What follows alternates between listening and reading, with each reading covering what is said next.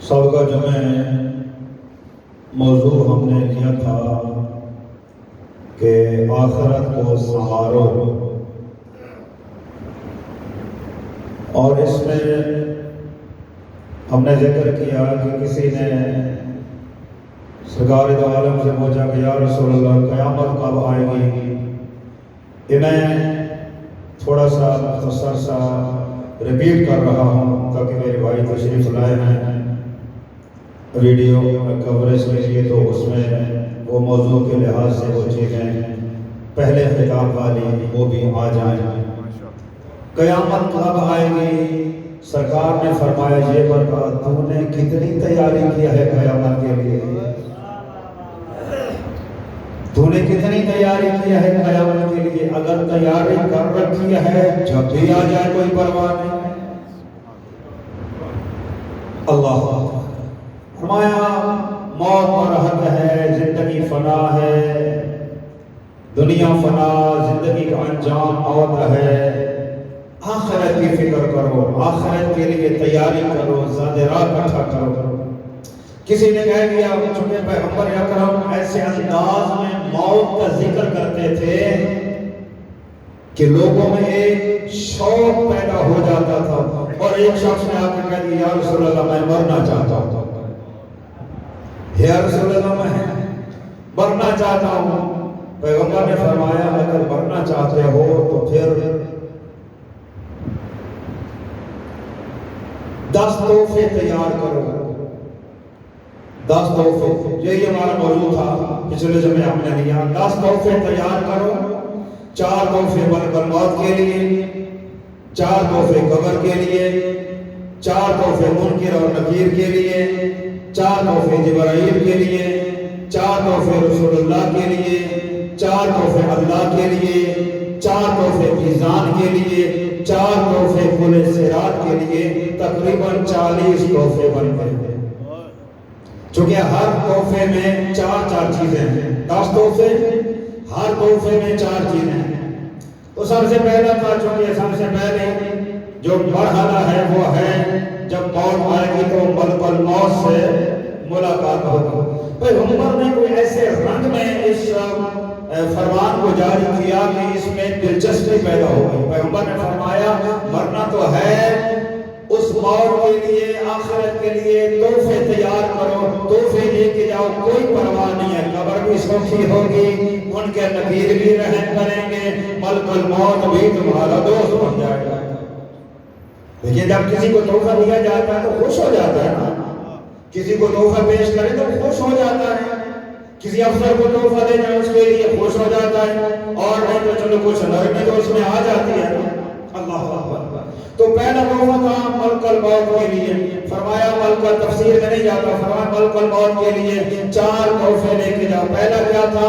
واجبات جو قضا ہو گئے ہیں ان کو بجا لاؤ، واجب نمازیں جو قضا ہو گئی ہیں، جو روزے قضا ہو گئے ہیں ان کو بجا لاؤ، یہ تحفہ ہے ملک الموت کے لیے۔ ملک الموت نرمی سے پیش آئے گا۔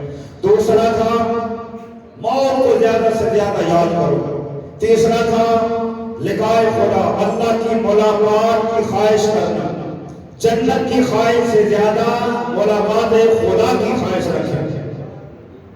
جنت کی خواہش کے خواہش جنت کی ہے ہر بندے کی، لیکن فرمایا جنت ملے گی اچھے اعمال کریں گے، لیکن نیت یہ رکھیں ایسے اعمال کر کے جاؤ جنت خدا دے دے گا۔ میں لقائے پروردگار چاہتا ہوں کہ اللہ کی رحمت جنت میں میرے شامل حال ہو، اور جنت میں جو مومنین کو سلام اللہ کی طرف آئے گا وہ میری طرف بھی آئے گا۔ اور چوتھا تھا دو ناراض بھائیوں کو راضی کرنا۔ یہ 4 تحفے تھے ملک موت کے لیے۔ آج موت کے بعد جب ملک الموت کا مرحلہ ختم ہوگا، اس کے بعد غسل ہوا، کفن ہوا، جنازہ تیار ہوا، اور رشتہ داروں نے، دوستوں نے آ کے دفن کر دیا۔ دفن کرنے کے بعد جو مرحلہ ہے وہ قبر کا مرحلہ ہے۔ قبر کا مرحلہ۔ فرمایا قبر میں جانا ہے، قبر سے ملاقات کرنی ہے، 4 تحفے قبر کے لیے لے کر جاؤ، 4 تحفے قبر کے لیے تیار کرو۔ یا رسول اللہ قبر کے لیے کون کون سے تحفے لے کے جائیں؟ دیکھیں ایک بات ذہن میں رکھیں، اسلام نے نیک عمل پر اتنا زور نہیں دیا جتنا گناہ کے چھوڑنے پر زور دیا۔ اسلام نے نیکی کرنے پر اتنا زور نہیں دیا جتنا معصیت خدا ترک کرنے پر زور دیا ہے۔ تو یہاں بھی 4 تحفے جو قبر کے لیے ہیں۔ پہلا تحفہ ہے کہ غیبت کو چھوڑو، غیبت کو چھوڑو گے، مومنین کا گلہ شکوہ نہیں کرو گے، یہ بہترین تحفہ ہے قبر کے لیے۔ جب قبر میں جاؤ گے قبر تمہاری مونس بن جائے گی، قبر تمہارے لیے جنت کا باغ بنے گی۔ غیبت کو چھوڑ دو، پہلا تحفہ۔ اب اس کی تفصیل میں میں نہیں جانا چاہتا، غیبت بہت بڑا گناہ ہے، اور یہاں تک فرمایا کہ ایحب احدکم ان یاکل لحم اخیہ میتا، کیا تم میں سے کوئی یہ چاہتا ہے اپنے مرے ہوئے اپنے مردہ بھائی کا گوشت کھائے؟ فرمایا اس کی پس پشت اس کی غیبت کرنا یہ مردہ بھائی کے گوشت کھانے کے برابر ہے۔ اللہ اکبر۔ فرمایا قبر کے لیے جو 4 تحفے ہیں، پہلا تحفہ ہے غیبت کو چھوڑو، دوسرا ہے کہ ہمیشہ حق بیانی کرے، ہمیشہ حق بیانی کرے، حق کا ساتھ دے۔ جہاں بھی کوئی فیصلہ ہو رہا ہے یہ نہ دیکھے کہ یہ میرا بھائی ہے، یہ نہ دیکھے کہ میرا رشتہ دار ہے، بلکہ یہ دیکھے کہ حق کہاں پر ہے، حق کا ساتھ دے، حق بیانی کرے، حق گوئی کرے، حق کا ساتھ دے۔ دوسرا تحفہ اور تیسرا تحفہ ہے سچ بولنا، ہمیشہ زبان پر کلمہ سچ جاری کرے، جب بھی کوئی بات کرے سچی بات کرے، جھوٹ سے اپنے آپ کو بچائے، کیونکہ جھوٹ کے متعلق روایات میں فرمایا اگر کسی ایک صندوق میں برائیوں کو گناہوں کو بند کر دیا جائے اور تالا لگا دیا جائے، اس تالے کی جو چابی ہے اسے جھوٹ کہا جاتا ہے، اور ایک جھوٹ کو چھپانے کے لیے پتہ نہیں اور کتنے جھوٹ بولنے پڑ جاتے ہیں، اور جھوٹے پر اللہ نے لعنت کی، الا لعنت اللہ علی الکاذبین۔ آگاہ ہو جاؤ اللہ کی طرف سے جھوٹوں پر لعنت ہے، کاذبوں پر لعنت کی ہے پروردگار نے۔ اور معصوم نے فرمایا ہمارا ماننے والا جھوٹ نہیں بولتا، جھوٹا آل محمد کا شیعہ نہیں ہو سکتا، ہمارا ماننے والا ہمیشہ سچ ادا کرتا ہے، اس کی زبان پر ہمیشہ سچ جاری رہتا ہے۔ صلوات پڑھیں بھائی محمد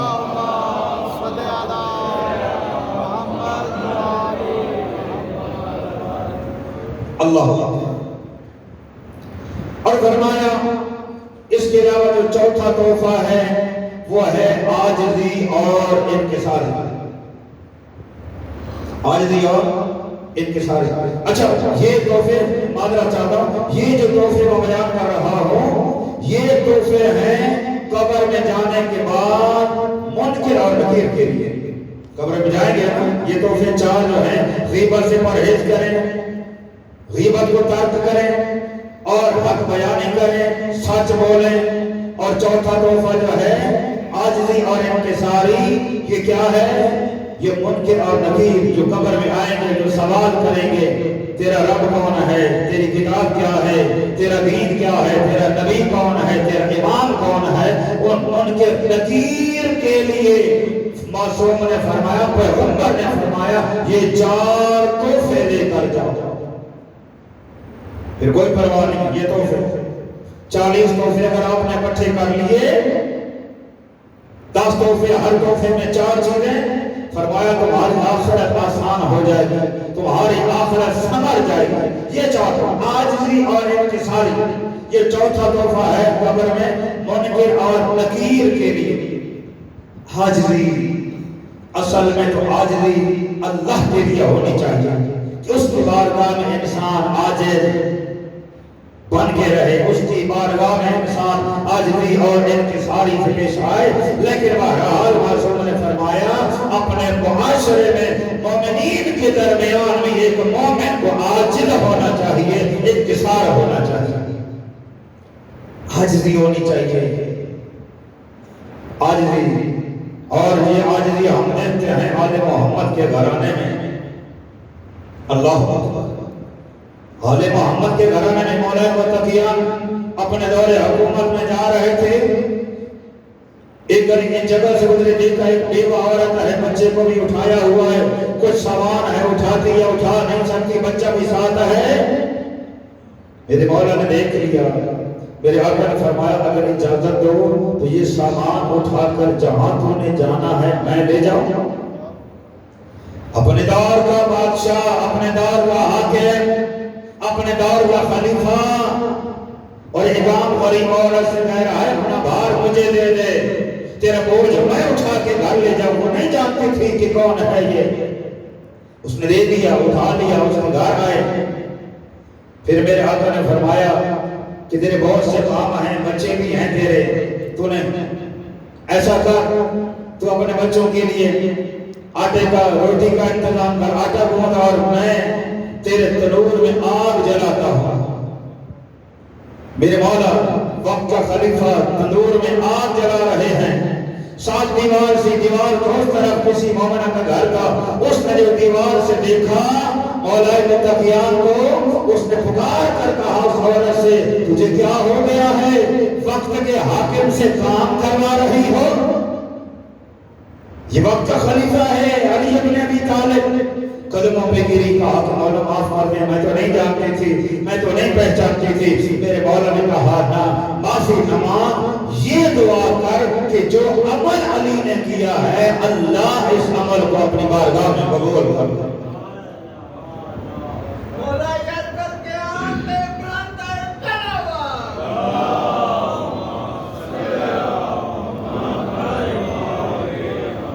یہ چار تحفے قبر میں جائیں گے تو پیغمبر نے فرمایا منکر اور نکیر کے لیے۔ اب آتے ہیں چار تحفے خود قبر کے لیے، تاکہ قبر جو ہے وہ جنت کا باغ بن جائے، قبر آپ کے لیے بہترین گھر بن جائے، سکون کا گھر بن جائے۔ فرمایا قبر کے چار تحفے، پہلا تحفہ وہی بات کہ گناہ کے ترک کرنے پر زور دیا گیا ہے۔ اب ان تحفوں میں سب سے پہلا ہے چغل خوری کو ترک کرنا، چغل خوری کو ترک کرنا۔ ایک کی بات سنی دوسرے تک پہنچائی، اس کی سنی اس تک پہنچائی، یہ چغل خوری ہے۔ اگر اس کی بات اس تک پہنچائی، ان دونوں میں اختلاف ہو گیا، یہ ذمہ دار ہے، بہت بڑا گناہ گار ہے۔ اور قرآن نے مذمت کی ہے وَيْلٌ لِكُلِّ ہُمَزَةٍ، جہنم ہے ایسے چغل خور کے لیے، ایسے شخص کے لیے جو چغل خوری کرتا ہے، ایک جوئی کرتا ہے، لوگوں کی باتیں دوسرے لوگوں تک ان کے دوسرے لوگوں تک پہنچاتا ہے، اور ان کی باتوں کی وجہ سے جو بھائیوں میں مسلمانوں میں جدائی پڑ جاتی ہے۔ فرمایا چغل خوری سے پرہیز کرو۔ ایک عالم دین کہتے ہیں کہ میرے پاس ایک اور شخص مجھے ملنے آیا، میرے ایک اور عالم دین دوست تھا، اس آنے والے شخص نے ایک ایسی بات کی اس عالم دین کے بارے میں کہ وہ آپ کے بارے میں یہ کہہ رہا تھا۔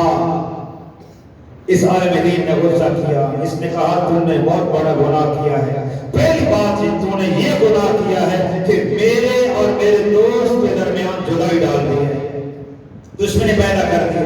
اس کے بعد مجھے بتا کر کہ وہ میرے بارے میں یہ کہہ رہا تھا، دشمنی کا بیج بویا ہے تم نے میرے اور اس کے درمیان۔ اور تیسرا، میری نظروں میں تو نے اپنی عزت کو خراب کر دیا، تیری عزت ختم ہو، تیرا احترام ختم ہو گیا میری نگاہ میں، تو نے میرے اور میرے دوست کے درمیان جدائی ڈال دی۔ اللہ اکبر، بہت بڑا گناہ ہے۔ فرمایا چغل خوری سے اپنے آپ کو بچائے، یہ پہلا تحفہ ہے قبر کے لیے۔ دوسرا، پیشاب کی نجاست سے اپنے آپ کو پاک رکھنا۔ قبر میں جا بنانا چاہتے ہیں کہ قبر اچھی ہو، سکون کا گھر بنے، جنت کا گھر بنے، مجھے عذاب قبر نہ ہو، فرمایا 4 تحفے، پہلا چغل خوری سے اپنے آپ کو بچاؤ، اور دوسرا پیشاب کی نجاست سے اپنے آپ کو محفوظ رکھے۔ کچھ لوگ ہوتے ہیں لوٹا دیکھ کر ان کو غصہ آتا ہے، پیشاب کر لیا، پتھروں سے ایسے بنا لیا، خشک کر لیا، واش روم جانے کے لیے ان کو تکلیف ہوتی ہے، نہ طہارت نہ استنجا، پانی کا استعمال جو ہے وہ پسند ہی نہیں کرتے، ہر وقت نجس رہتے ہیں۔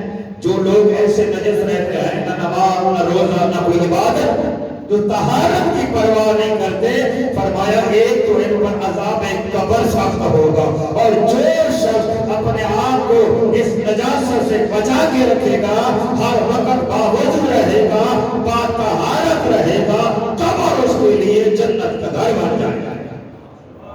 یہ قبر کے لیے بہترین تحفہ ہے۔ اور پیغمبر جا رہے تھے، اچانک پیغمبر نے کہا اللمان اللمان دوڑو۔ یا رسول اللہ کیا ہوا؟ کہا اس صاحب قبر کو فرشتوں نے اتنے گرز مارے ہیں، اس گرز کی وجہ سے صاحب قبر کا دل پھٹ گیا۔ اور پیغمبر نے فرمایا اگر مجھے تمہارے دلوں کے پھٹ جانے کا خوف نہ ہوتا، میں ان کی آواز تمہیں سناتا کہ یہ جو چیخ رہے ہیں۔ کسی نے کہا یا رسول اللہ ان کا جرم کیا ہے، ان کا قصور کیا ہے؟ فرمایا ان کا جرم یہ ہے کہ یہ دنیا میں پیشاب کرتے تھے تو پانی استعمال نہیں کرتے تھے، نجاست جو ہے اس کو پاک نہیں کرتے تھے، ہر وقت یہ لوگ نجس رہتے تھے، جس کی وجہ سے عذاب قبر بھی ہو رہا ہے اور فرشتے بھی ان کو عذاب دے رہے ہیں۔ اللہ اکبر۔ دیکھیں چونکہ وقت تھوڑا ہے، میں زیادہ تفصیل میں نہیں جاتا۔ فرمایا قبر کے لیے 4 تحفے، پہلا چغل خوری سے اپنے آپ کو بچاؤ، دوسرا پیشاب کی نجاست سے اپنے آپ کو پاک رکھنا، اور تیسرا تحفہ قبر کے لیے ہے تلاوت قرآن۔ قرآن مجید کی زیادہ سے زیادہ تلاوت کرنا، جتنی دنیا میں قرآن کی تلاوت زیادہ کریں گے اتنا یہ قرآن مجید مرنے کے بعد قبر میں تمہارا ہونے سے مددگار بن کے رہے گا۔ قرآن مجید کی وجہ سے تیری قبر میں روشنی ہو جائے گی، قرآن مجید کی وجہ سے جنت، یہ قبر جو ہے یہ جنت کا باغ بن جائے گی۔ تیسرا تحفہ قبر کے لیے تلاوت قرآن۔ اللہ اکبر۔ اور تلاوت قرآن معصوم نے فرمایا جس گھر میں قرآن کی تلاوت کی جاتی ہے وہ گھر آسمان کے فرشتوں کے لیے ایسے چمکتا نظر آتا ہے جیسے زمین والوں کے لیے آسمان کے ستارے چمکتے ہیں۔ 3 تحفے۔ اور چوتھا تحفہ فرمایا چوتھا تحفہ ہے نماز شب۔ جو شخص نماز شب پڑھنے کا عادی ہو قبر کے لیے بہترین تحفہ ہے۔ اور فرمایا مولا متقیان نے نماز شب پڑھنے کے 7 فائدے ہیں۔ جو نماز شب پڑھے گا، نماز تہجد پڑھے گا، 7 فائدے ہیں۔ پہلا فائدہ یہ ہے کہ نماز شب پڑھنے سے انسان کی دعا قبول ہوتی ہے، خلوص سے نماز شب پڑھے۔ دوسرا یہ ہے کہ نماز شب پڑھنے سے قبر میں روشنی آ جاتی ہے، قبر روشن ہو جاتی ہے۔ اور تیسرا نماز شب پڑھنے سے عذاب قبر سے خدا پناہ عطا کرتا ہے، عذاب قبر ختم ہو جاتا ہے۔ اور چوتھا فائدہ نماز شب کا فرمایا نام اعمال نماز شب پڑھنے والوں کو قیامت کے دن دائیں ہاتھ میں دیا جائے گا، جو کامیاب لوگوں کی نشانی ہے۔ اور 5واں فائدہ قبر سے نکلے گا تو نماز شب پڑھنے والے کا چہرہ ایسے چمکے گا جیسے 14ویں کا چاند چمکتا نظر آتا ہے۔ 6واں فائدہ بے خوف ہو کر پورے صراط سے گزر جائے گا۔ اور 7واں جو باقاعدہ نماز شب پڑھنے کا عادی ہے قیامت کے دن بغیر حساب کے اللہ اسے جنت عطا فرمائے۔ اور نماز شب کا فائدہ یہ ہے، نماز شب تیری قبر میں آئے گی اور کہے گی اے دنیا سے آنے والا تو پریشان ہے، میں رشتہ داروں کو چھوڑ آیا، بھائیوں کو چھوڑ آیا، ماں باپ کو چھوڑ آیا، اولاد کو چھوڑ آیا، بیوی کو چھوڑ آیا۔ وہ نماز کہے گی اے بندہ خدا مجھے یہ بتا سب سے زیادہ تو کس کے لیے پریشان ہے، اس کا نام لے لے، میں نماز اسی رشتہ دار کی صورت بن جاتی ہوں، گویا کہ قبر میں وہ رشتہ دار تیرے پاس رہے گا۔ پروردگار ہمیں عمل کی توفیق عطا فرمائے۔ بسم اللہ الرحمن الرحیم، والعصر ان الانسان لفی خسر الا الذین آمنوا وعملوا الصالحات وتواصوا بالحق وتواصوا بالصبر۔